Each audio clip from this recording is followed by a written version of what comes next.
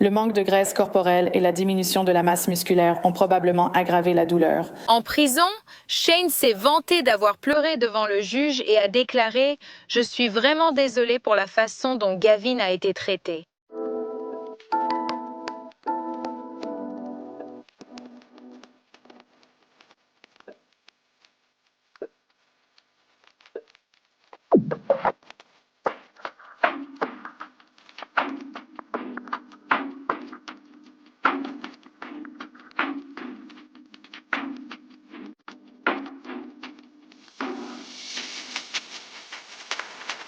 Bienvenue ou bon retour et merci d'être ici.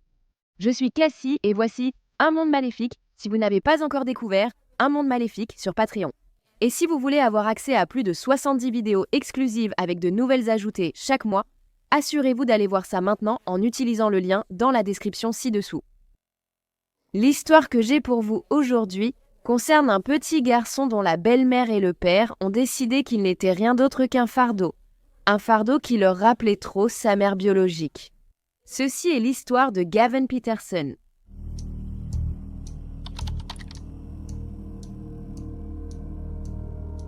Gavin Hansen Peterson est né à Ogden, dans l'Utah, le 5 janvier de ses parents Melanie et Shane Peterson. C'était un garçon heureux, intelligent, drôle, gentil et curieux. Gavin adorait les sciences et le système solaire. Sa couleur préférée était le bleu, et il adorait jouer à Pokémon sur sa Nintendo Switch. Gavin avait aussi maintenant 2 frères et une sœur. L'un de ses frères était le résultat de la relation de Shane après Melanie, car le couple s'était séparé lorsque Gavin n'avait qu'1 an. En 2014 à 2 ans, le petit garçon a été retrouvé errant seul hors de chez lui.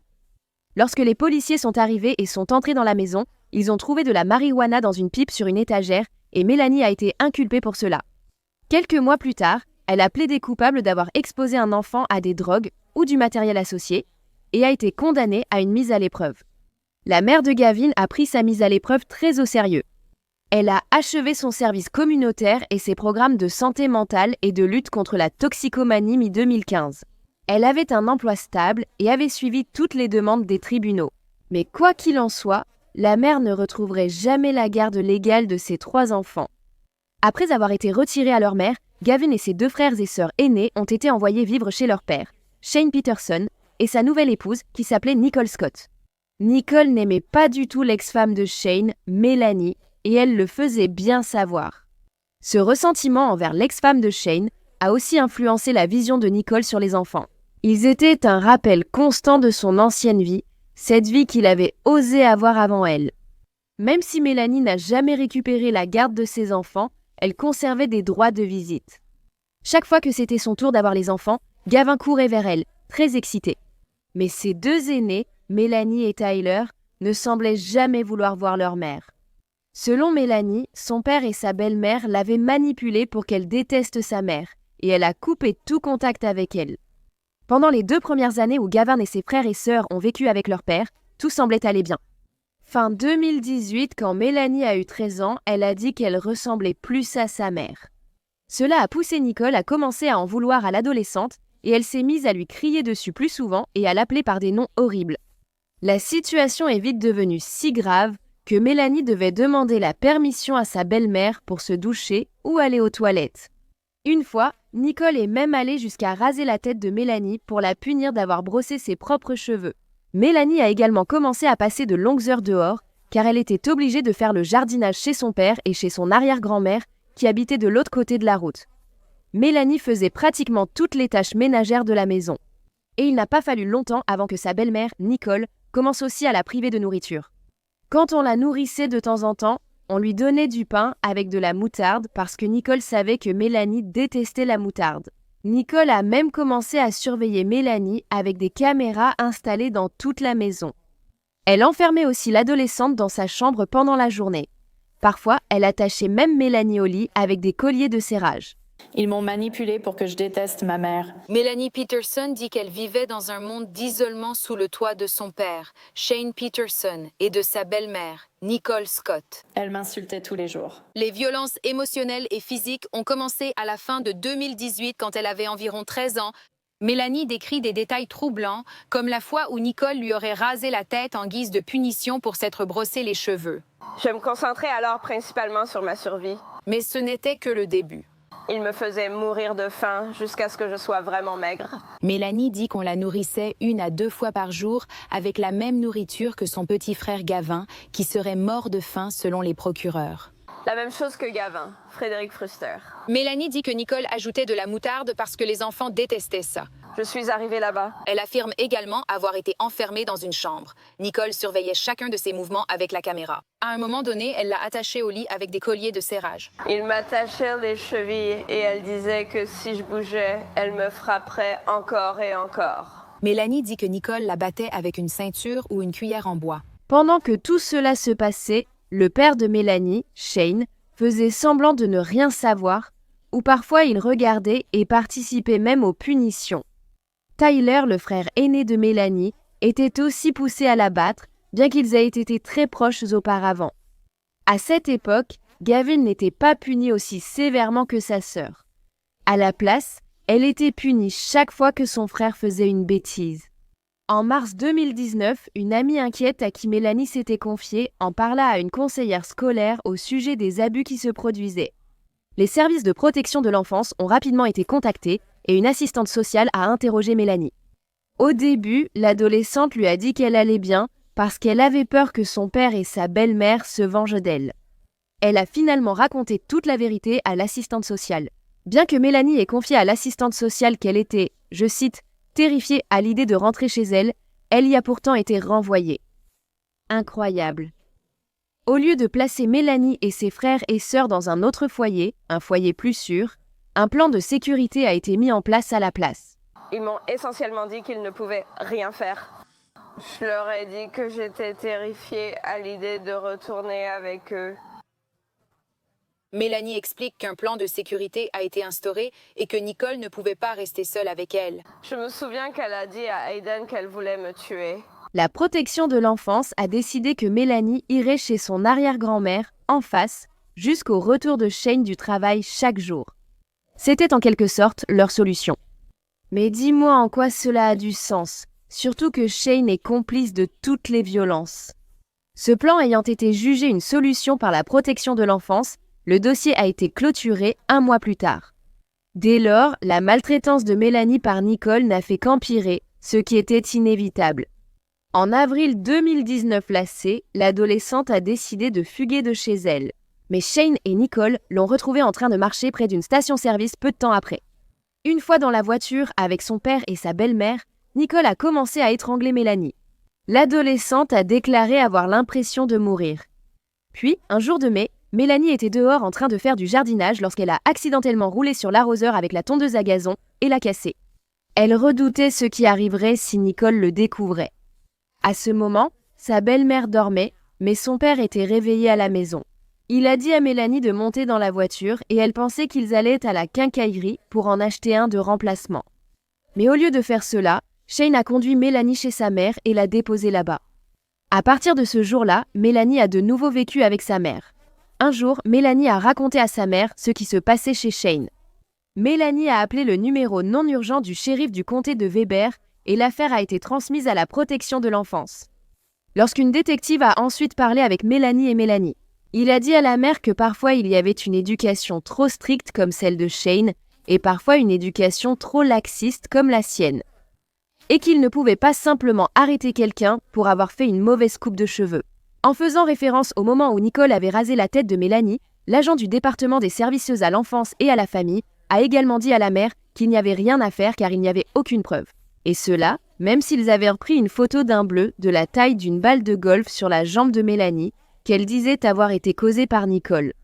Face aux informations des services de protection de l'enfance, Shane et Nicole ont déclaré que Mélanie était instable et peu fiable, nécessitant une surveillance constante. Ils ont aussi dit que Nicole avait rasé la tête de Mélanie car ses cheveux sentèrent l'urine, et ils ne voulaient pas qu'elle se fasse moquer à l'école. Donc tu n'aurais pas pu, je ne sais pas, simplement la laver. Shane a alors dit que la raison pour laquelle il avait ramené Mélanie chez sa mère était parce qu'elle était trop rebelle et lui en voulait d'avoir des règles. Shane a dit qu'elle préférait de toute façon vivre avec Mélanie. Et apparemment, cela a suffi au service de protection de l'enfance à l'époque, car rien de plus n'a été fait. Après que Mélanie ait appris comment sa fille était traitée par Shane et Nicole, elle a engagé un avocat pour essayer de récupérer Gavin. Son fils aîné, Tyler, était déjà majeur. Mélanie a ensuite retrouvé ses droits de visite avec Gavin en novembre 2019 et elle passait du temps avec lui un week-end sur 2. Cela a duré jusqu'à fin février 2020 quand Nicole a découvert que Mélanie avait photographié Gavin pour documenter des signes de malnutrition. Après, Mélanie a affirmé que Nicole et Shane avaient porté de fausses accusations contre elle au service de protection de l'enfance. Ils ont dit qu'elle essayait de briser leur accord de garde et de manipuler Gavin contre eux. Mélanie s'est battue contre les allégations, mais elle attendait un jugement de la division des services à l'enfance et à la famille de l'Utah. En raison des retards dus à la pandémie, les services à l'enfance ont jugé nécessaire d'offrir une aide à domicile pour elle et la maison de Shane. À ce stade, avec Mélanie hors de la maison, l'attention et les mauvais traitements de Nicole se sont tournés vers Gavin.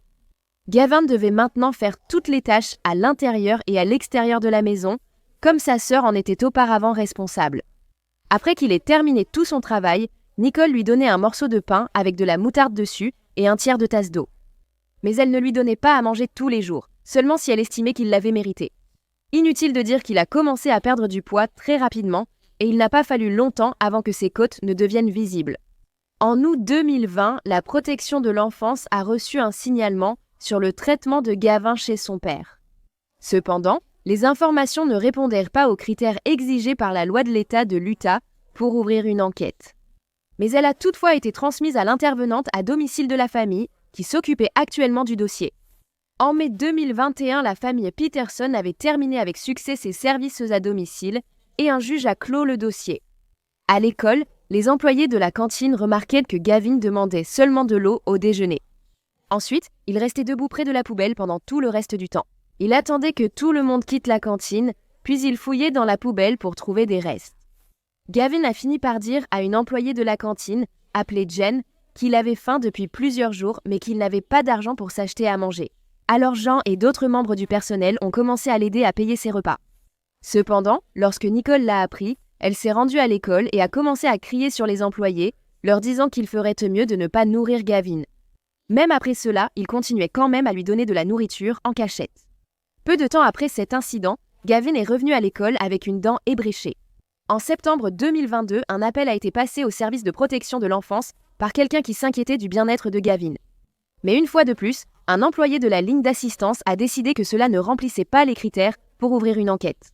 Puis, en mars 2023, le département des services à l'enfance et à la famille a reçu un autre signalement indiquant que Gavin était négligé, et cette fois, ils ont ouvert une enquête. 2 jours plus tard, l'agence a de nouveau été alertée de la maltraitance de Gavin, et ces informations ont été ajoutées au dossier en cours. Quelques jours plus tard, Gavin a dit aux travailleurs des services à l'enfance qu'il n'y avait pas de maltraitance à la maison. Mais ensuite, le 8 mai, les services à l'enfance ont reçu un nouveau signalement affirmant que Gavin était maltraité chez son père. Après cela, une enquêtrice s'est rendue au domicile et a interrogé Gavin, son père et sa belle-mère séparément. L'affaire a été classée environ 1 semaine plus tard, sans aucune constatation de négligence ou de maltraitance. En août, Gavin a quitté l'école et a commencé l'instruction à domicile. Et pour une raison quelconque, l'Utah n'a mis en place aucune politique pour surveiller les enfants qui sont retirés de l'école après des allégations de maltraitance ou de négligence. Alors que la famille Peterson avait des photos de tous les autres enfants dans leur maison, il n'y en avait aucune de Gavin. L'un des collègues de Shane a dit qu'il avait même une photo de son plus jeune fils sur son bureau, mais il n'avait aucune idée que Gavin existait. Des textos entre Shane et Nicole montrent leur haine pour Gavin et leur plaisir à le tourmenter. Ils ne l'appellent jamais non plus par son prénom, utilisant uniquement des termes péjoratifs lorsqu'ils parlent de lui. Leur conversation incluait parfois aussi le frère aîné de Gavin, Tyler, et les 3 adultes discutaient de savoir si Gavin avait le droit d'utiliser les toilettes ou s'il pouvait avoir à manger. Ils parlaient aussi de frapper Gavin, y compris en utilisant un bâton de piñata pour le faire. Lors d'une conversation, Nicole a dit qu'elle détestait Gavin de plus en plus chaque jour. Elle a dit cela après qu'une infirmière scolaire l'a appelée pour signaler que le lit de l'ongle de Gavin était très infecté. Ensuite, Nicole a dit à Shane que le petit garçon faisait ça juste pour attirer l'attention. Contrairement aux chambres de ses frères et sœurs, qui étaient recouvertes de moquettes, la chambre de Gavin n'avait que du contreplaqué nu qui était peint. Il y avait aussi du ruban adhésif posé sur le sol en forme de boîte, et c'était censé servir de lit à Gavin. Il n'avait ni couverture, ni aucune literie. Gavin a été battu à plusieurs reprises et privé de nourriture et d'eau, et il est dit qu'il en est tout même venu à manger ses propres excréments pour tenter de survivre. Le 9 juillet 2024, la police a été appelée après la chute de Gavin dans la baignoire, où il ne répondait plus. À leur arrivée, ils ont vu que le petit garçon ne tenait plus qu'à un fil. Il était froid et gravement mal nourri, allongé sur le sol de sa chambre. Autour de lui, de nombreux tas de vomi noirs étaient présents. Les secours ont trouvé un pouls faible et transporté Gavin d'urgence à l'hôpital. Cependant, il a été déclaré mort à son arrivée, ce qu'un médecin a qualifié de défaillance totale des organes. La mort de Gavin a été attribuée à des complications dues à une septicémie avec des facteurs contributifs tels que la pneumonie, la déshydratation et des infections non traitées. Selon Nicole, qui avait été celle qui a appelé le 911, son beau-fils était malade depuis quelques jours avant qu'elle ne le trouve inconscient et couvert de vomi sur le sol de la salle de bain. Nicole et Shane ont tous deux déclaré que Gavin était malade depuis plusieurs jours avant sa mort et qu'il avait vomi et souffrait de convulsions. Mais ils ne l'avaient pas conduit chez le médecin. L'autre chose, c'est que Nicole avait attendu près d'une demi-heure après avoir trouvé Gavin inconscient avant d'appeler le 911. Il s'était écoulé 21 minutes complètes entre le moment où elle avait envoyé un message à Shane lui demandant ce qu'elle devait faire à propos de Gavin et celui où elle avait appelé les services d'urgence. Ensuite, en attendant l'arrivée des premiers secours, Nicole a inversé la serrure de la porte de Gavin pour qu'elle puisse désormais être ouverte de l'intérieur. À ce moment, Tyler, le frère aîné de Gavin, a prévenu leur père Shane que son petit frère mourait. Il était paniqué et a demandé ce qu'il devait faire ensuite, mais pas par inquiétude pour Gavin, plutôt par souci de se protéger lui-même. Les enquêteurs ont trouvé des vidéos montrant Tyler faisant 3 allers-retours vers l'abri de jardin après l'appel au 911, dont 2 pendant l'appel. Tyler portait des objets dans ses bras et la police découvrirait plus tard qu'il s'agissait des caméras de surveillance de la maison. Sur une grande partie des images obtenues par les détectives, Gavin ne portait rien d'autre qu'une couche très saturée. On pouvait également voir qu'il avait des plaies sur tout le dos. Son sourire m'a toujours fait sourire. Rachel Reynolds dit « Le sourire contagieux de Gavin Peterson, 12 ans ». Elle dit aussi que, même si elle a remarqué que Gavin avait changé pendant son temps à l'école, il gardait toujours son côté de 5e. Photo de 5e. Derrière toi, pourquoi? Parce qu'il y avait une grande différence sur cette photo par rapport aux autres. On voit clairement qu'il était beaucoup plus triste. Pendant que Gavin était à l'école primaire de Kensville, Reynolds était assistante d'élève. Elle passait du temps seule avec lui et l'a vu tenter de manger de la nourriture de la poubelle. Ça me hante depuis la première fois que j'ai vu ça et c'est quelque chose que je n'oublierai jamais. Reynolds se rappelle avoir accompagné Gavin au bureau où un appel a aussitôt été fait à la département des services à l'enfance et à la famille.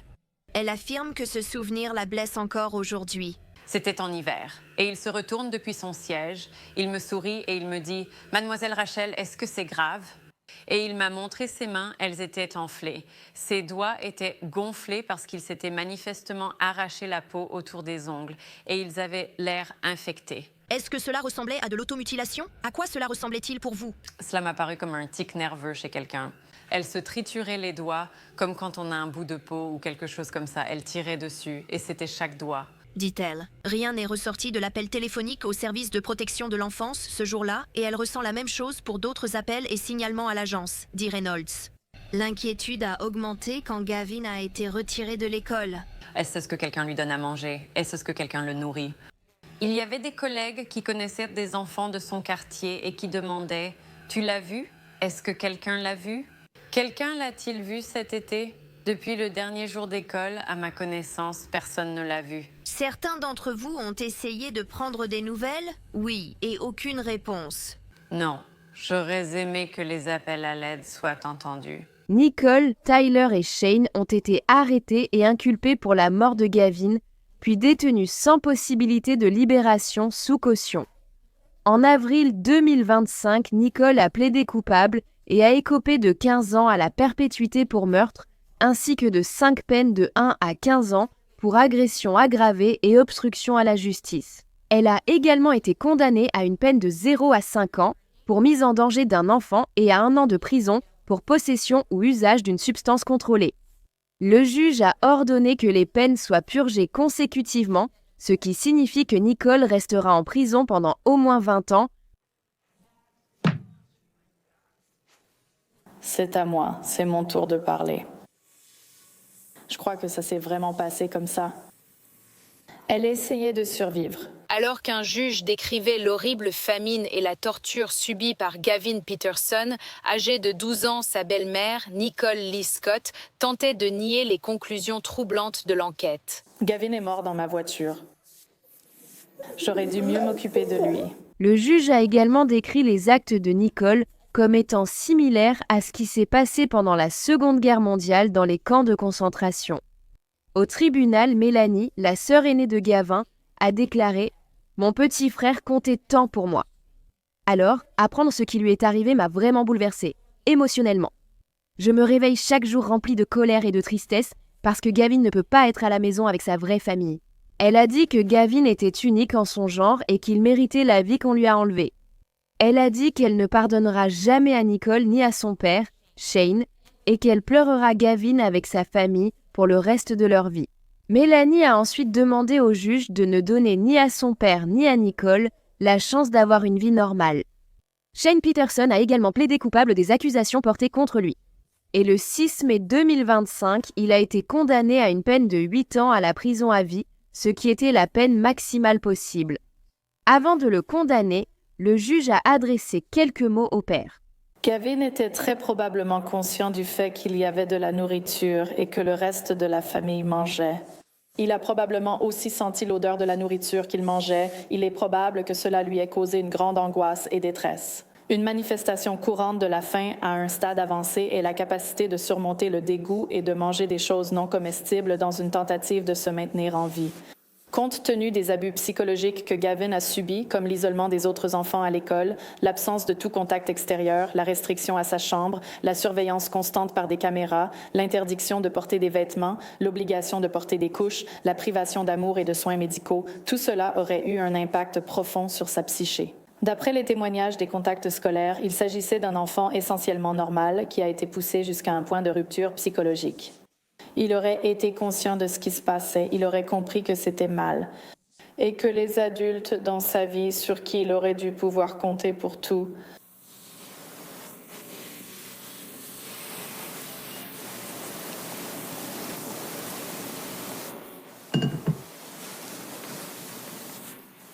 étaient en fait ses bourreaux.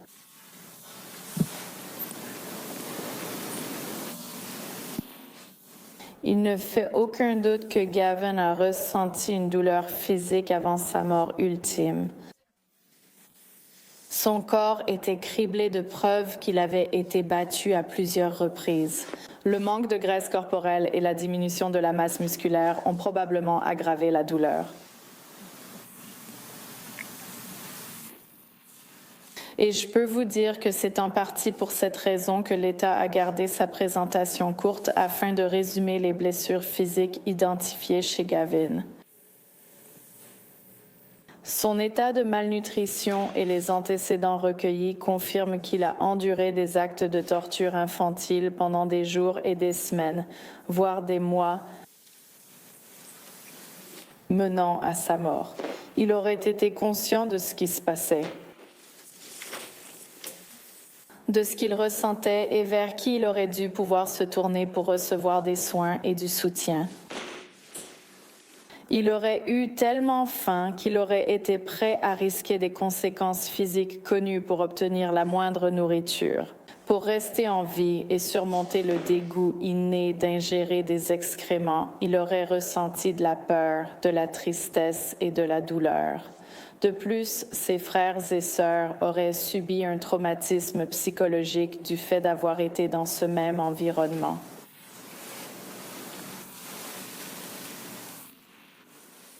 En tant que juge, nous devons prononcer une sentence en nous basant sur les faits, mais personne n'est ici dépourvu d'émotion ou d'empathie, d'expérience humaine ou simplement de bon sens. Vous n'avez pas besoin d'être parent, vous n'avez pas besoin d'être une criminelle, vous n'avez pas besoin d'être l'une de ces choses pour penser « Oh, peut-être que cela devrait être mal ». La raison pour laquelle j'insiste là-dessus, et ça m'émeut vraiment, c'est parce que je pense d'abord à toi, tu étais le père de Gavin. Je ne pense pas que tu mérites encore ce titre, mais il n'y a rien à faire pour le changer. Tu n'étais certainement pas son père et tu n'étais certainement pas son protecteur. Je ne crois pas une seconde que tu n'as pas fait partie intégrante d'une grande partie des abus qu'il a subis. Je trouve aussi révélateur que je sois plus émue par tout ça que toi, et je pense qu'il y a une raison à cela. Je ne pense pas qu'il existe assez d'adjectifs et d'adverbes pour décrire de façon adéquate à quel point cette situation est horrible. Dans des appels téléphoniques surveillés depuis la prison après que Shane a plaidé coupable, il a dit qu'il avait réussi à, je cite, « faire couler une larme pour le juge ». Tyler, le frère aîné de Gavin, a aussi plaidé coupable. Mais avec une maladie mentale, il a été diagnostiqué autiste, souffrant de dépression persistante, présentant un trouble de la personnalité et une anxiété généralisée. Sa condamnation n'a pas encore eu lieu. Ça m'a brisé le cœur de savoir qu'il est mort de cette façon. Je ne comprends pas comment quelqu'un peut faire ça à une autre personne. Avec le soutien de son frère, Melanie Peterson prend la parole pour la première fois, le cœur brisé par la mort de son plus jeune enfant, Gavin Peterson, âgé de 12 ans. La dernière fois que je l'ai vu, je lui ai pris une photo parce qu'il avait l'air tellement maigre. Je n'aurais jamais imaginé que Shane laisserait cela arriver, qu'il le laisserait mourir de faim et qu'il le laisserait mourir. Pour le premier anniversaire de la mort de Gavin, un petit groupe s'est réuni discrètement près d'un arbre planté au parc du comté R. Kenneth Baldwin, à West Haven, pour se souvenir de la vie du jeune garçon. Les organisateurs de l'événement militent également pour la mise en place d'un nouveau projet de loi. Cela permettrait aux forces de l'ordre d'obtenir un mandat pour effectuer un contrôle de bien-être sur un enfant si l'école de cet enfant signale un risque potentiel de maltraitance. Lorsqu'on lui a demandé ce qu'elle dirait à Gavin s'il était ici aujourd'hui, l'ancienne assistante de son école, Rachel Reynolds, a répondu qu'il est tellement fort, qu'il compte, qu'il est tellement important pour tout le monde et qu'il a eu un impact sur la vie de chacun. Ceux qui le connaissaient, ses amis lui manquent. Tout le monde à l'école ressent son absence et nous l'aimons tous.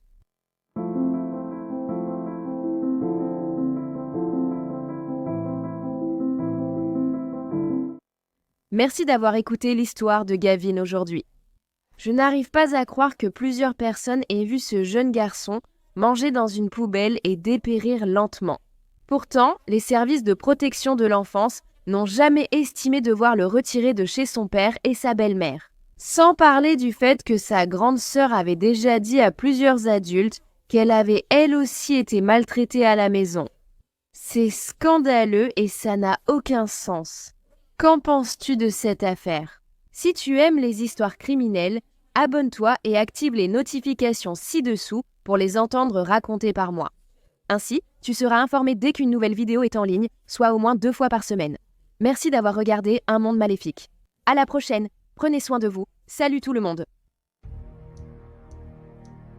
Merci à tous les mécènes d'Un Monde Maléfique. Il y a maintenant encore plus de contenu d'Un Monde Maléfique sur Patreon, alors allez voir sur patreon.com à Wicked World ou utilisez l'application Patreon. Vous accéderez chaque mois à des vidéos exclusives et plus encore. Tout soutien aide vraiment à s'assurer que les victimes ne soient jamais oubliées et à mettre en lumière les failles de la société liées à chaque affaire. Avez-vous une suggestion d'histoire que vous aimeriez me voir traiter? Si c'est le cas, envoyez-moi un email à awickedworldtruecrime@gmail.com.